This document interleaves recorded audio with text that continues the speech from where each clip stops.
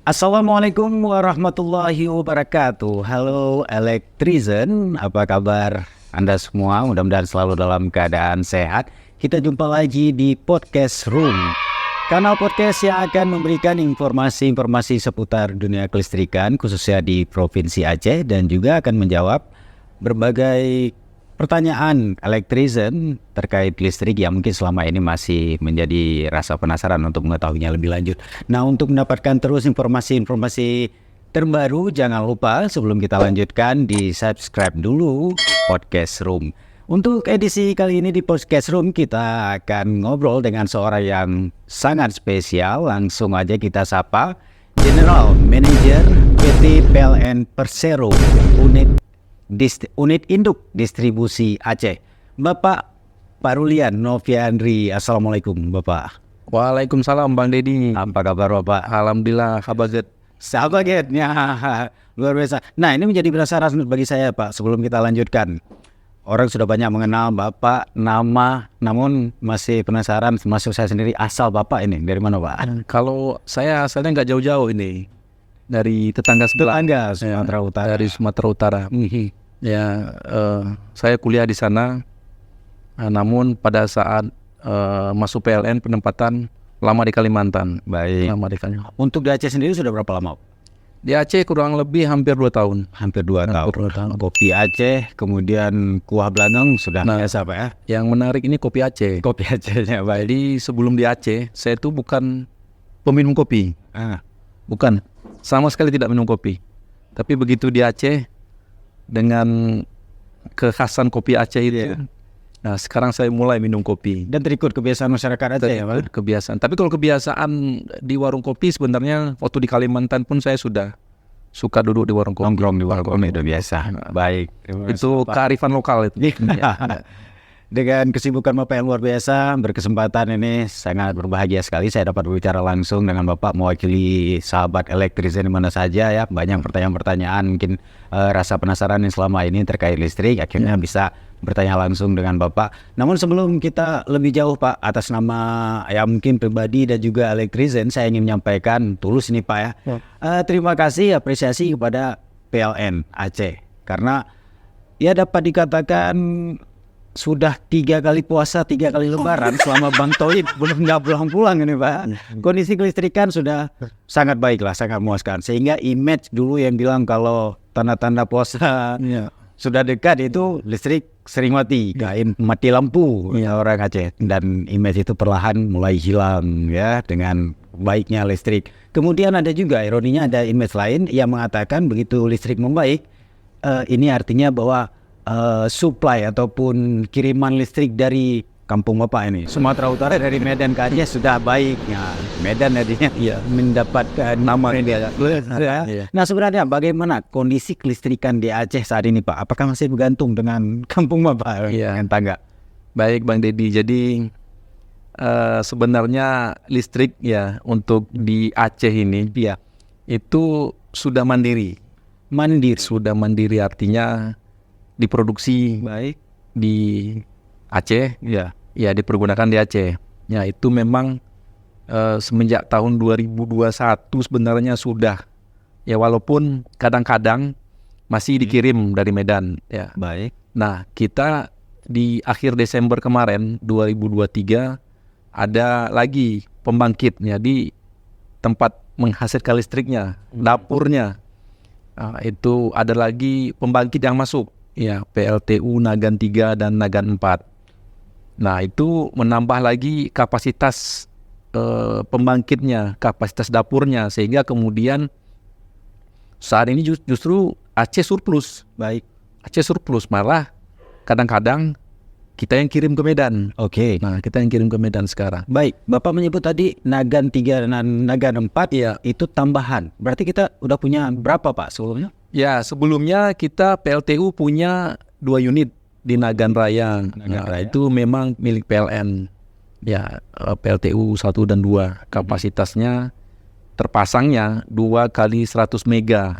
Tapi daya mampunya ya sekitar 2 kali 85 mega. Itu normal lah di pembangkit. Kemudian kita punya pembangkit berbahan bakar gas PLTMG di Arun.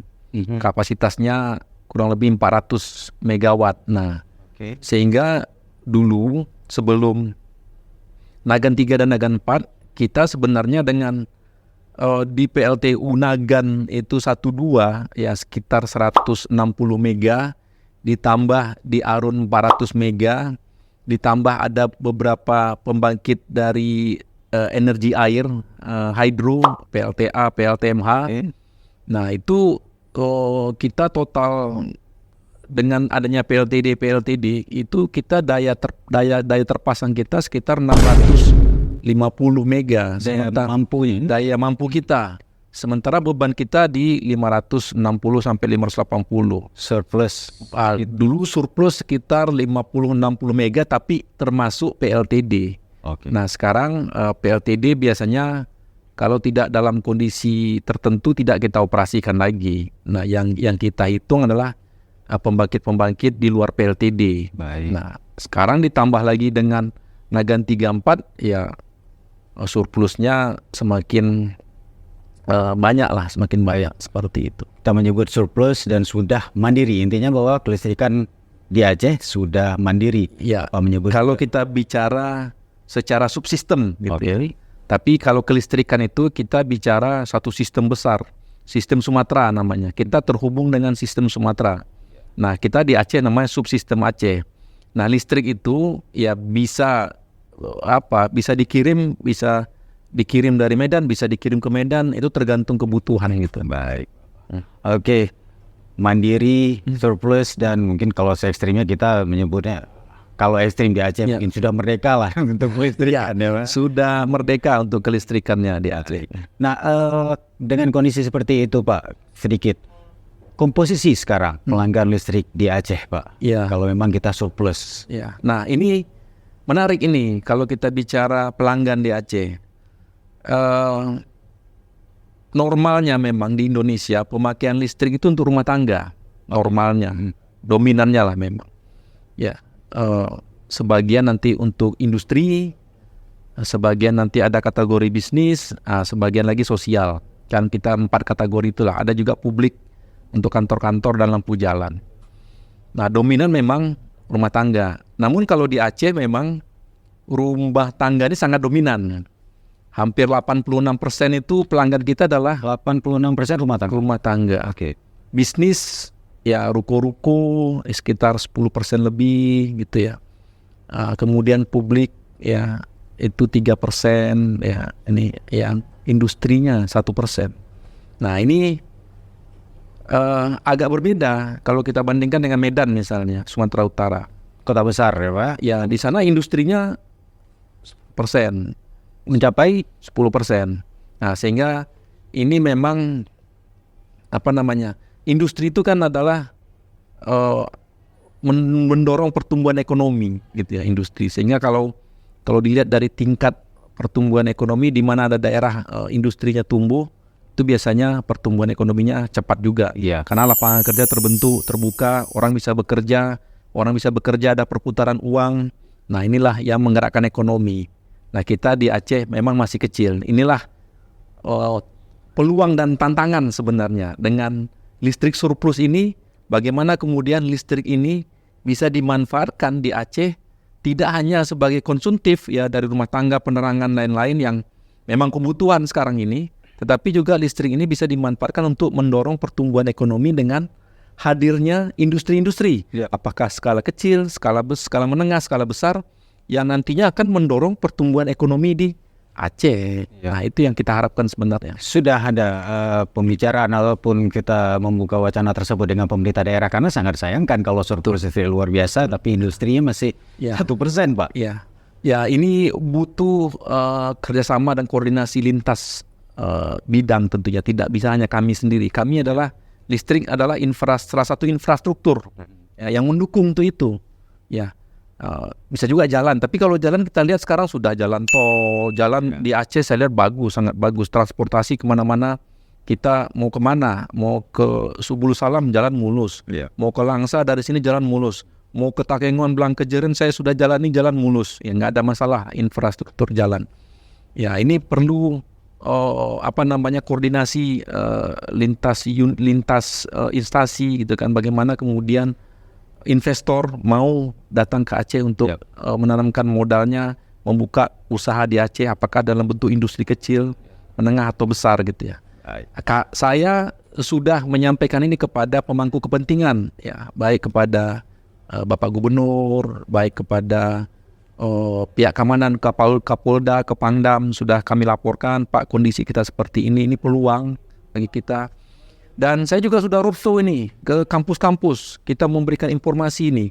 Nah, memberikan informasi ke kampus. Kami sudah kuliah umum, dalam bentuk kuliah umum di UNSAM, ya, Universitas Samudra, Langsa, di PNL, Losmawe, kemudian di Banda Aceh ini di USK, di UIN, di Melabuh kita di UTU, kita sudah kuliah umum menyampaikan mengenai kelistrikan,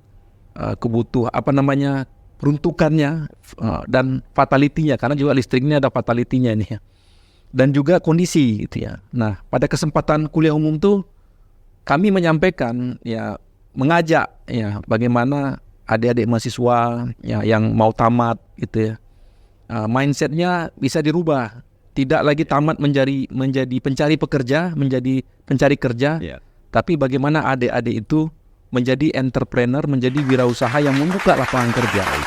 Nah, jadi pemikiran kami tidak hanya menyentuh kepada industri yang masuk, ya kan, industri kan nggak mungkin banyak gitu ya, paling satu sampai, tapi besar pemakaian listriknya. Kami juga mengajak ya membuka usaha kecil menengah, ya pemakaian listriknya mungkin tidak terlalu besar, tetapi kalau volume atau jumlahnya banyak, ini akan meningkatkan sektor industri dan pemakaian listrik. Jadi listrik ini dimanfaatkan untuk produktivitas, bukan hanya konsumtif kita pakai sehari-hari. Ini menarik ini. Mudah-mudahan ini menjadi catatan perhatian dari pemerintah daerah, Pak ya. Meningkatkan dari 1% penggunaan listrik. Nah, 86% pengguna rumah tangga masyarakat yang di Aceh. Kita sekarang bicara soal pelayanan. Kalau dengan 86%, inovasi layanan bagaimana yang diberikan PLN? Mungkin salah satunya terkait yang sudah sangat kita kenal, aplikasi yang hari ini saya cek terakhir itu 10 juta plus download. Namun berapa penggunanya khususnya untuk Aceh, dan apakah sudah maksimal penggunaannya, Pak? Nah, jadi memang kami tentu tadi disampaikan Bang Dedi, kondisi semakin baik. Gitu ya. Kami tentu merupakan masukan lah bagi kami. Ya, saya melihat Bang Dedi sebagai representatif dari masyarakat pelanggan lah gitu kan. Pak, ini sudah semakin baik, alhamdulillah. Kami mengucapkan syukur. Tapi tentu sebagai layanan publik, ya tentu tidak cukup. Ya, tentu harus terus. Tidak ada yang sempurna. Kemarin ekspektasinya 70 masyarakat, kita kasihkan 70, nah besok ekspektasi naik 80, itu seterusnya. Jadi layanan publik itu tidak akan berhenti, ya sampai di titik mana ya memenuhi kepuasan pelanggan. Nah, kami menyadari memang dengan semakin membaiknya infrastruktur kelistrikan, tadi ada tambahan pembangkit. Kadang-kadang masyarakat masih nanya, surut tapi kok masih padam-padam ini ya saya. Nah, ini jadi ini masih selalu memang mengapa itu, Pak? Tanyakan. Jadi memang listrik itu kan diproduksi di pabriknya, di pembangkit. Kan. Nah, pembangkit tadi saya sampaikan ada di Nagan, ada di Lok Semawe. Nah, padahal kita gunakan di Banda Aceh. Ya. Tentu dari Nagan, dari Lok Semawe. Ini di Banda Aceh tidak ada pembangkit. Nggak ada pembangkit. Dikirimlah. Dulu pakai transmisi namanya. Transmisi. Nah, transmisi itu kita naikkan tegangan ya. Jadi kalau kita di ruangan ini tegangannya 220 volt. Itu kita naikkan ke ada dua jenis ya. Jadi yang 150.000 volt, ada yang 275.000 volt. Ya, jadi kalau kita 220 itu sekian ribu kalinya ya. Tujuannya supaya bisa dikirim lebih jauh. Nah, dinaikkan itu supaya bisa dikirim lebih jauh. Nah, kita naikkan dulu ke transmisi. Kalau mungkin kita lihat di pinggir jalan yang tower transmisi itu, nah itulah dia tower transmisinya. Dikirimlah ke tempat-tempat ya mulai ke Sigli, ya ke kabupaten-kabupaten lah gitu. Nanti ada gardu induk. Nah, di gardu induk itu kemudian diturunkan lagi tegangannya.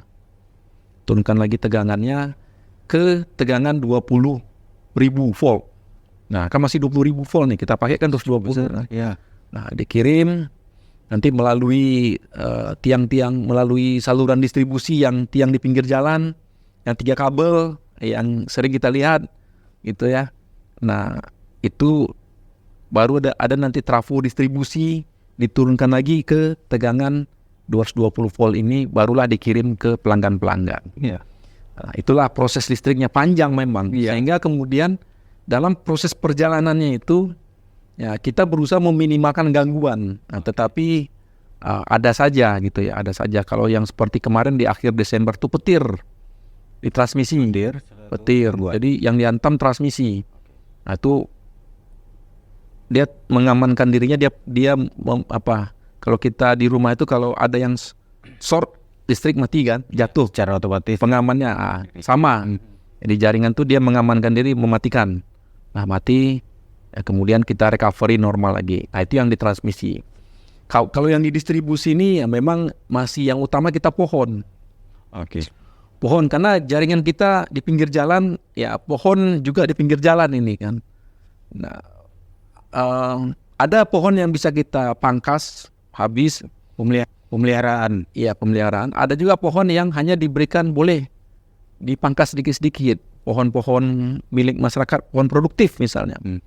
Ya kan. Nah, ini kadang-kadang pada saat cuaca ekstrim, angin yang dekat-dekat dengan jaringan ini tersentuh ke jaringan, nah itu juga menyebabkan padam.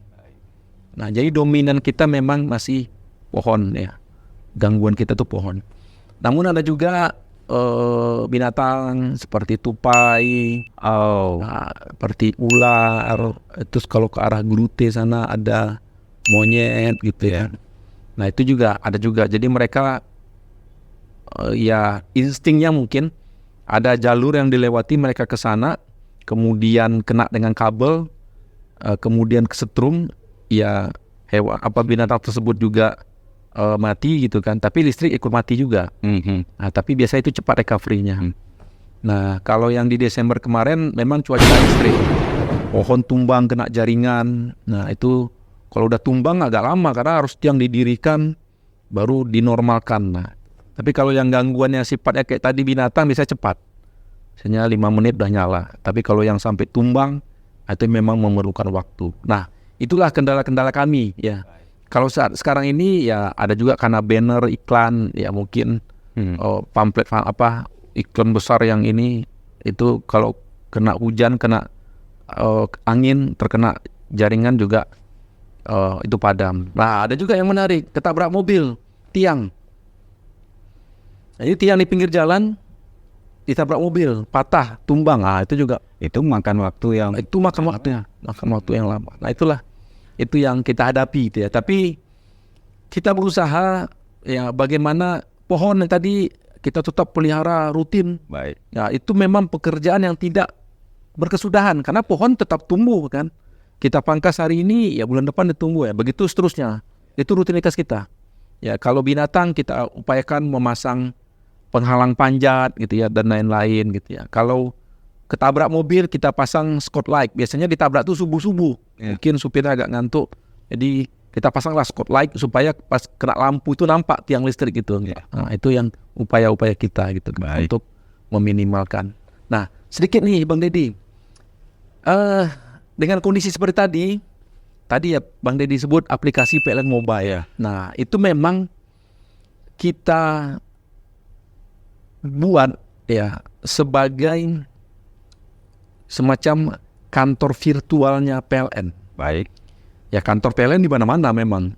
Ya kantor PLN itu di mana-mana. Kita di mana yang nggak ada, di Singkil, di Rimo, di Gayo Luwes, di Kota Cane, di Takengon semua ada kantor PLN. Nah, tapi di zaman sekarang yang era digital, nah kita launching lah aplikasi PLN Mobile. Fungsinya banyak. Ya. Fungsinya banyak. Jadi keperluan pelanggan terhadap PLN tanpa perlu ke kantor PLN bisa selesai di aplikasi PLN Mobile. mau ngapain? Laporan gangguan, situ aja, tak usah telepon sekarang, cukup padam, tinggal pilih, padam, tik, udah, kirim. Itu termonitor oleh saya langsung, termonitor oleh jajaran teman-teman di bawah kan, sampai ke saya monitor. Nah, jadi kalau ada yang nggak selesai, saya tahu. Terus biasanya saya telepon langsung, selesaikan.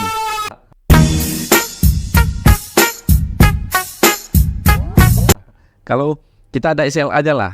Jadi kalau padam itu, kalau masih padam, SLA-nya paling lama 3 jam. Iya. Itu kalau gangguan. Keluhan pun, ini kok bayarnya mahal. Laporkan. Iya. Ya mungkin apakah ada kesalahan catat misalnya. Tapi kita minimalkan lah kesalahan catat. Atau ingin bayar listrik, bisa di situ. Beli token, bisa di situ.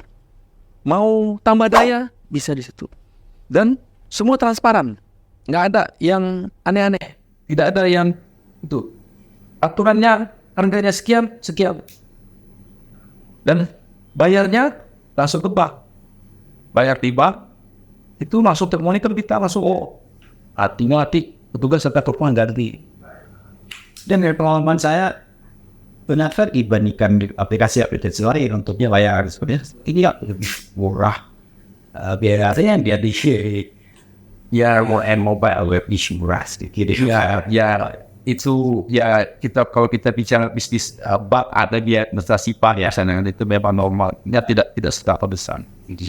Memang perbedaan aplikasi yang head-over-head walaupun sebelum salah itu ada sejak 2016 ya sudah lagi namun ini pasca pandemi ya saat semuanya harus dari rumah ya 2020 ya itu pun segera ya dimanfaatkan oleh masyarakat. Ya kadang-kadang orang merasa skeptis dengan aplikasi. Ini kita ngisi-ngisi kita tahu nggak nih habis Ya. lah. Saya jamin apapun kebutuhan pelanggan lewat aplikasi mobile pasti tidak ada feedbacknya ke mereka. Jadi kalau misalnya padam lihat, kemudian dinyatakan selesai, tapi di rumah belum nyala, itu langsung reportnya langsung langsung terreport bahwa ini ada gangguan, tetapi belum diselesaikan, tapi sudah dinyatakan nyala. Sampai begitu. Itu berat itu sangat di kami itu sangat. Jadi harus memang di pelanggan nyala baru boleh dinyatakan selesai pekerjaan. Kita ya memang kadang-kadang masih karena soal komunikasi gitu ya. Di lapangannya sudah nyala, tetapi pada waktu dia berangkat ke sana dia selesai, tapi sebenarnya di lapangan nyala gitu ya. Tapi kemudian ada yang teripot lagi itu masih ada juga lah. Bapak tadi menyebut masalah pemadaman sedikit dibakar dan beberapa hal yang menyebabkan pemadaman listrik, tapi itu lebih ke arah insidental ya, tabrak pohon, soalnya yang tidak diinformasikan, yang tidak direncanakan. Dulu saya tidak tahu lagi sekarang karena kurang mengamati, namun dulu ada beberapa pengumuman kayak radio koran ya, ada pemadaman ya, apakah itu masih ada atas disebabkan karena apa? Itu